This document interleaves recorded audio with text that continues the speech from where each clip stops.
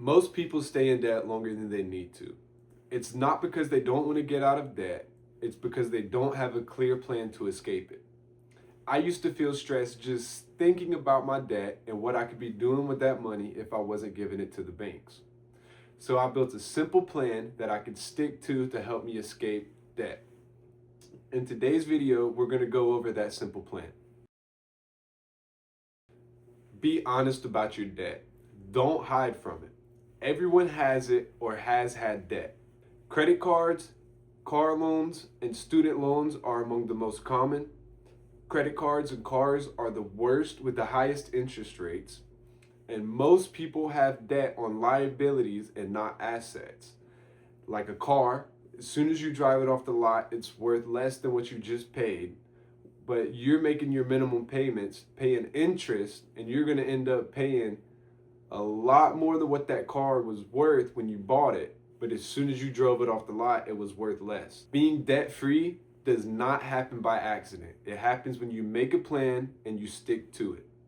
You have to make the decision that you want to be debt free and be willing to make a few sacrifices, whether that's moving to a smaller house, selling the nice car you just got, whatever the case may be. You have to be willing to make those sacrifices if you truly want to be debt free. Be honest with yourself about your debt and figure out your why. Be honest about why do you want to escape debt. You need to get down to the root of why you went into debt, and you need to get to the root of why you want to escape debt. This is the first step to the plan. Be brutally honest with yourself. Next, we need to get into the math. Let's face the numbers. Write down every balance and their interest rates. Write down the minimum payments of every balance. Write down the total amount of all of your balances added up together.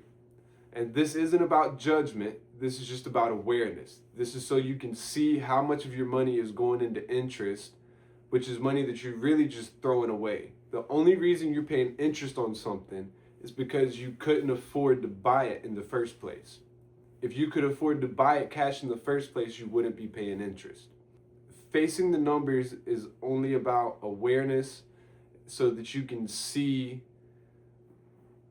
where your money's going and how much of your money's going to debt and interest rates. Paying interest on money that you borrowed is the biggest killer to wealth building, because it's money that you're just giving back to the bank because you made a poor financial decision that you couldn't afford at the time.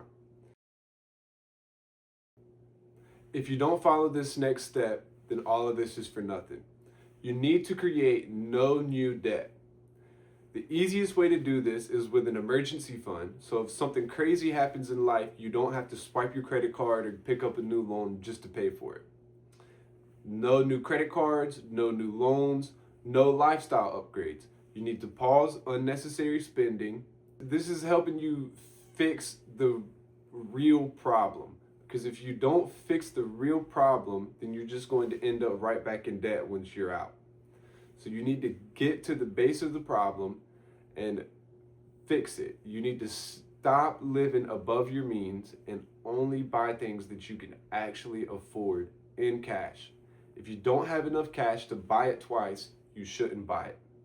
And if you're trying to escape debt, you shouldn't be spending money on anything other than eliminating that debt. If you grind for a year or maybe two, if you're in a really bad spot, it may take 2 years. But if you really grind and cut out a lot of that unnecessary spending for 1 year, you could most likely be debt free in a year. This is where it gets real. Now that you've been honest with yourself, you know your numbers, and you've made the decision that you're not going to pick up any new debt, you need to pick a strategy. There's 2 strategies to eliminating debt. The snowball method, which is paying the smallest amount first. This helps build momentum and small win after small win. And then you have the avalanche method, which is paying the highest interest rate first. So you ignore the balances and focus on the interest rates. This saves you the most money in the long run. However, the best method is the method that works for you. It doesn't matter what works for me or anyone else as long as it works for you. The goal is to eliminate debt. Now that you've picked your strategy and you have it in full swing, you need to stay motivated.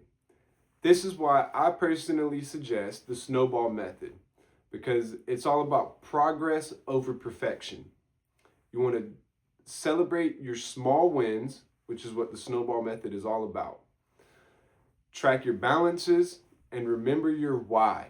Remember why you're doing this. Is it for your family? Is it for you and your future? Is it just you're tired of being a slave to the lender? Remember your why. And also remember that freedom is margin, not luxury. Comment your biggest struggle with debt and subscribe for more practical financial advice.